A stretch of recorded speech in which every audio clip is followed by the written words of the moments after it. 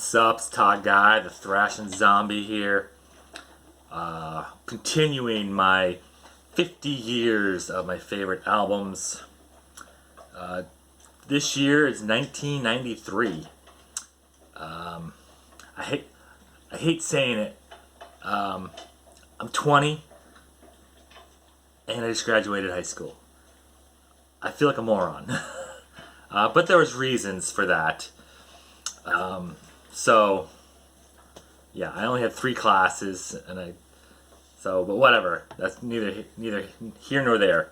So, I found a few other albums in this year, and heavier stuff that I was getting into. So let's just start this off with one of the biggest albums, I guess, of the year, of the poppy kind of shit. Is Aerosmith's Get a Grip. I know a lot of people are kind of not a fan of this album, really, or there's a lot of, what's the word I'm looking for? A lot of hits, but they're also kind of shitty hits, I guess, if you're a real Aerosmith fan.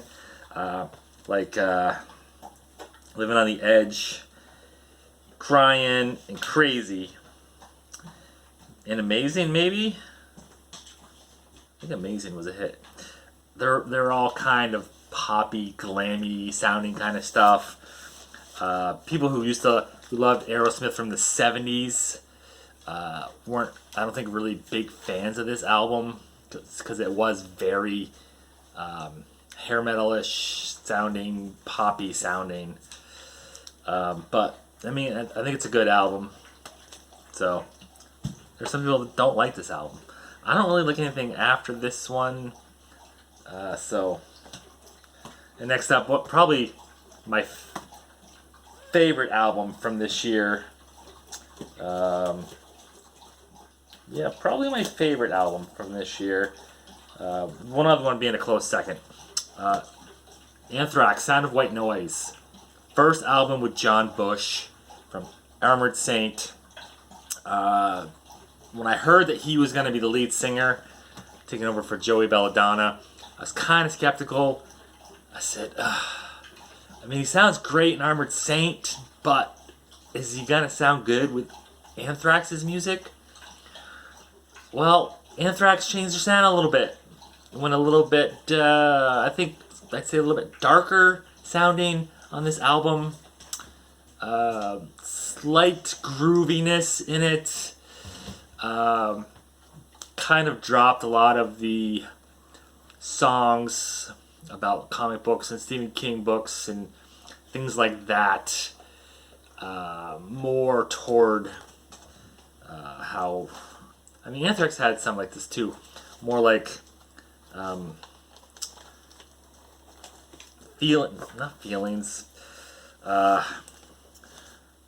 songs like Package Rebellion and Invisible, about basically a friend who is friends with you when they want something, but when you need something, they're not there.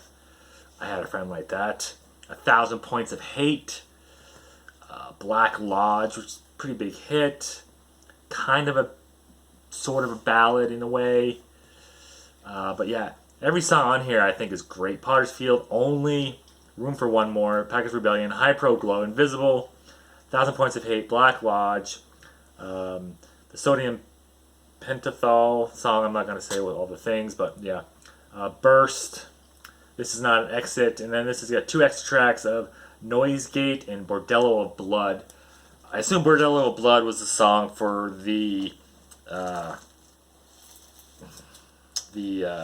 Tales from the Crypt movie, Bordello of Blood. The movie was kind of shit. It wasn't as good as Demon Knight. They're both kind of, cheesy movies, but Demon Knight was a much better film, I think, than Bordello of Blood.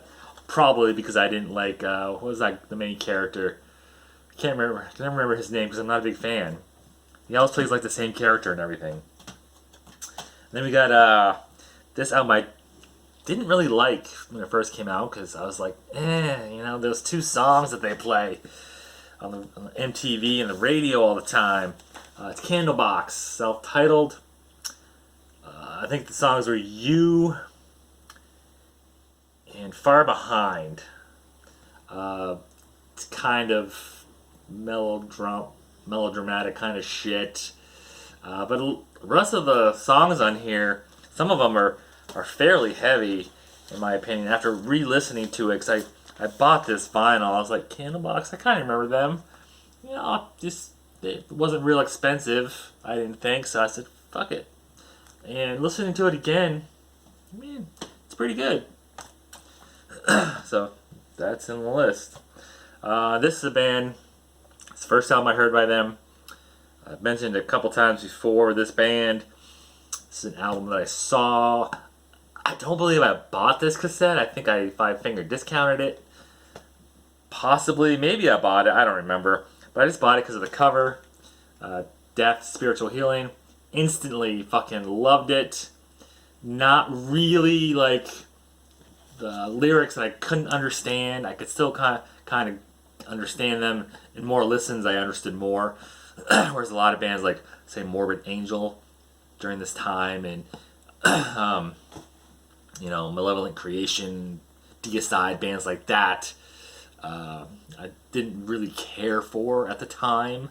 I still do not like Deicide. I think they fucking suck, but never mind that. I know a lot of people like Deicide. I do not. Death, Spiritual Healing, the title track, Altering the Future, Living Monstrosity, Defensive Personalities, Within the Mind. Like I said, the title track, Low Life is my favorite song on here. Genetic Reconstruction and Killing Spree. This is just an earlier reissue, not the ones that they just came out with the spin wheel colors, and I have a few of those on the other ones, but I bought this as a reissue and it's just black, and that's great because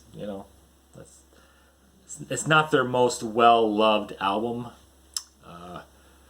A lot of people rank this low on the 5 or 6 albums they put out, like 5 or 6, I think. So I put it right up there, probably 2 or 3. But yeah, I like. Death never put out a bad album. This isn't a bad album; it's a great album. But a lot of people don't like it as much as the others. And then it's another band that I five-finger discounted the second album. This is their third. This is a departure, kind of, from their last two, Entombed, Wolverine Blues. This is where they coined the term, basically, death and roll. Instead of death metal or rock and roll, it's death and roll. It's kind of still got the buzzsaw guitars. The vocals are a bit cleaner. They still got that gruffness, but not like the last two albums. This, sonically, this is one of my best sounding albums I own. It's a full dynamic range version from Earache. All 3 of them that I have, the first 3 are all full dynamic range versions, but this one sounds the best out of the 3 for some odd reason. I don't know why. It's just like the production's clear. You can hear like all the instruments, and it just melds so well.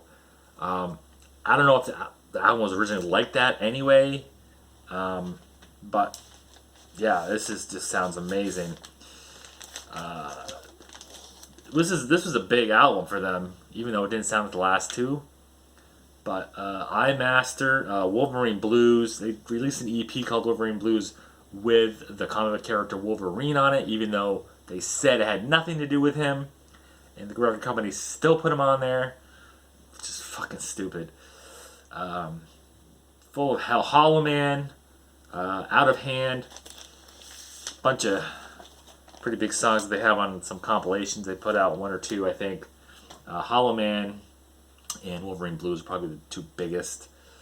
And this cover is just weird. It's like a I think it's the face from Mars or something, and they kind of edited it. Maybe I'm not sure exactly what that's supposed to be, but I don't know. It's a great album. Another one that another band a lot of people either love or hate. Nirvana. This is In Utero. This is a 2013 mix or remix. Yeah, mix. First time on vinyl, digital, direct metal mastering. So it's a DMM. They don't do a lot of those anymore. And digital download card. I don't think I ever used that. Maybe. After Nevermind. This was huge. I prefer Nevermind over this one, though. I can't really tell you a lot of the songs on here. This has got the heart-shaped box. Rape Me's on here. Pennyroyal Tea. All Apologies.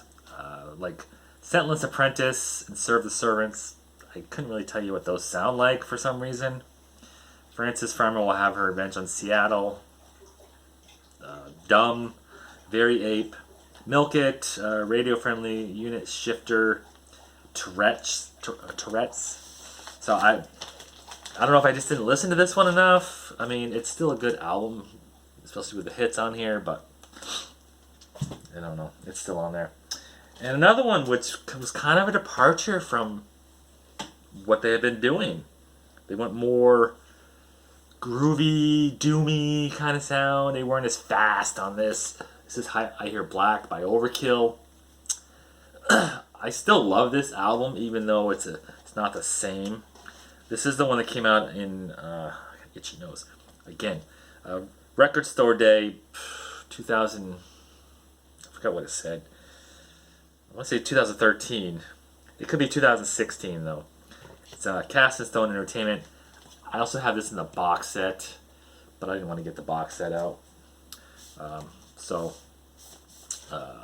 We got Dreaming in Colombian, great song. I Hear Black, World of Hurt, Feed My Head. I always love Shades of Grey. That's a great song. Spiritual Void, Ghost Dance, Way of the World, Ignorance and Innocence, Undying, and Just Like You. Like I said, it's not as fast, thrashy, like the last few albums, last 4 or 5 they put out. Times are changing, so they're kind of, but I still always love this. I played this cassette to death. Every Overkill up to the one after this, possibly WFO maybe. May have been one more after that I played. And then we got Sepultura, Chaos AD, which shows that, a lot of this stuff tells you that metal was not dead in '93. It never did die, in my opinion. It just kind of went back underground a little bit. There are still bands putting out albums in the '90s. This one, also a little bit of a departure from the last two. More groovy, kind of incorporating more elements from their homeland. I always forget where they're from. Somewhere in South America. I don't want to guess where. Somebody will correct me probably because they know. But we heard Arise back in the day, and then we had to hunt for more. And I think I listened to this back in the day, and that was kind of it. Didn't listen to Roots, or wasn't a fan of Roots. New appreciation for that one as well. But this is it's another one of those ones, two records. The second one is just bonus tracks. Haven't listened to that either. Like most of the reissues they've been doing for Arise, Beneath Remains. They really need to release fucking Schizophrenia. I love that album. But Refuse, Resist, Territory, Save New World, Biotech is Godzilla. Yeah, The Hunt. I don't know a whole lot of songs from this either.